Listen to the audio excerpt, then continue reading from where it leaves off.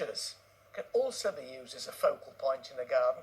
A piece of art with a backdrop that's ever-changing. But, you know, you don't need to fork out a fortune to bring a touch of class to your outdoor space. Here with all the know-how to create your own masterpiece at home, TV carpenter, Wayne Perrey. Wayne, I feel like I'm coming into Wayne's world when I join you. Should we say party time? So sculptures, I mean, yes. Garden gnomes to enormous great granite obelisks, but you have your own idea. I do, and the reason, I'm going to be totally honest, over the years we've made so many gardens together, we've transformed gardens, and the green fingers haven't come my way. Everything in my garden never quite survives. But the one thing I can do, I can make stuff. So even in this dreary weather, we can have quite a bit of interest in the garden, so it still looks pretty. I'm just looking at your teacups on stalks. I mean, they're amazing. What's brilliant, this started originally, my grandmother gave us an old tea set. We never used it. It wasn't an expensive one. I thought, how can I do something with it? So we kind of expanded and did it. And what I love about this is I put little rubber washers on the top when I've screwed it all together, and it holds water, so birds can drink from it. Or you can put seed in another one. Now the rod is what is it? That it's just rodded bar that we're using throughout here, so you could stake it in the ground, and we put them quite close together here. Is it threaded? Or it's just threaded bar. Right, threaded bar. So it can just move around as well with the wind. So if you put it against some long grasses, it can just add a little bit. I love the fact you got a teaspoon in one. Yeah, in my mind's eye, I'm thinking a little robin just sitting on the edge, just looking in. But that's what I like about it. So again, all you had to do is drill through some porcelain, which is really easy to do. So all you need is a drill for this. Now this one I really love, and it's really simple.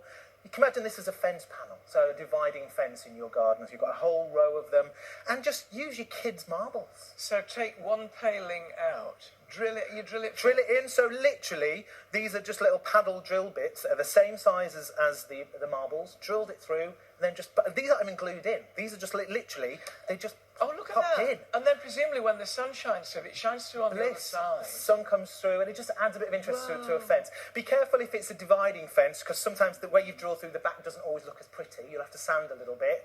But if you imagine that's inside your, dividing. But again, you could use that freestanding as a piece of garden sculpture, or two or three of them, different heights. Just stake it in at different angles. Yeah. So again, these, cost nothing, but it adds a bit of interest to the garden. But what I'm going to teach you to do today is these, and they're barrel rings. So I can see they're these are the ones that are round oak beer barrels and whiskey barrels. So once you finish with the whiskey, then these are the leftovers. Where do you get them? Online. So literally, they cost £5 each. So you can buy or more. It goes less the more you buy. I think I bought a pack of 10 for £40. Crikey. So all we do is got one of your barrel rings here. This is the bar, the threaded bar that we've used before. Put that across the top, and then you can mark out half, because you want it exactly top and bottom. One thing to note as well, the barrel rings all come in slightly different sizes, because it gets thin at the top, it gets fat in the middle, and it goes thin at the bottom. So whatever rings you use, try and get 3 the same. So we've pre-drilled one already for us.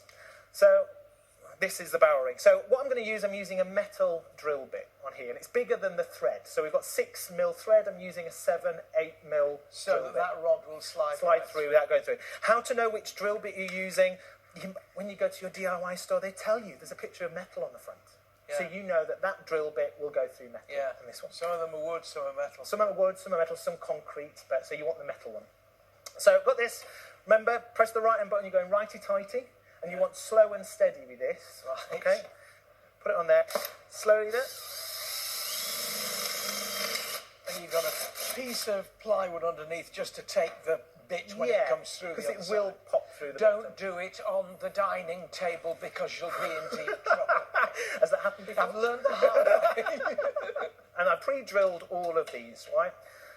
Put a bit of thread through, a nut and bolt on the end, because it's going to go through. So we're going to thread through. And the trick with this, keep them in order. So I'm going to go through. It's hard to one there. I feel like I'm doing a magic trick. It is. It's a bit like Tommy Cooper trying to get joined together. So then we add them in. So I'm going through the first one here.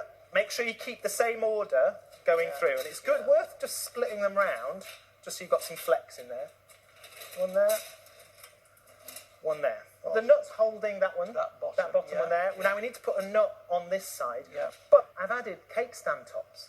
So you can buy these £3, a little bit more if you want a whole pack of them. I got these, and they're all different colours. I think I've got gold, silver, red. And then also, if you've got any spare teacups or any spare plates you want to make a cake stand that they're made for, then you can just do that as well. So these are threaded, and they're threaded. And they're exactly the same thread diameter. Yeah. which is 6mm of this. 6mm. So there we have. Obviously, we tighten it up just a little bit. Tighten it all up. But that gives you the basic principle. You see, if you were to go and look at that, you've got a big rusted one here. Yeah. I was always told by garden sundries manufacturers, they're not rusty, they're rusted. Right? It's intentional. And you've got a monster here then. And so this is the bigger barrel. And originally, I created this one to do this, because I like this crisscross effect. Yeah. But what I'm going to do here is I'm going to show you how to rivet them together. So these are held together nuts and bolts, but if we undo this nut here, just popping it through.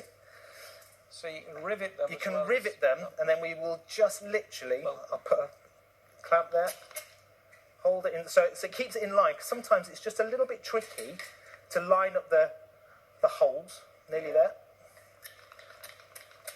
So that's held in position. And this is a rivet gun, and they come with rivets, right? So you put that inside there like that, put that through the hole, and it's a bit like a staple gun. You squeeze it, push it down, squeeze it, push it down, and then you'll hear a click. Oh. And that's it. And what it's done, it's pulled it through the back and it's held it into position. Absolutely riveting. Boom. I've never been able to say that before, when it really has been true. And the rivet gun costs like less than 20 quid for the whole kit. Yeah. So if you've got, a rivet gun, you could work your way around it. But what I love about this one, I only discovered this when I was packing it in the van coming here, is that if we concertina this one, and then bury a little bit in the ground, it just adds a little different element to something in the ground. Things you can do with hoops from barrels. I love these. They're really good. Wayne, thank you very much. Just classy as well as being inexpensive, which is always a good combination as far as I'm concerned.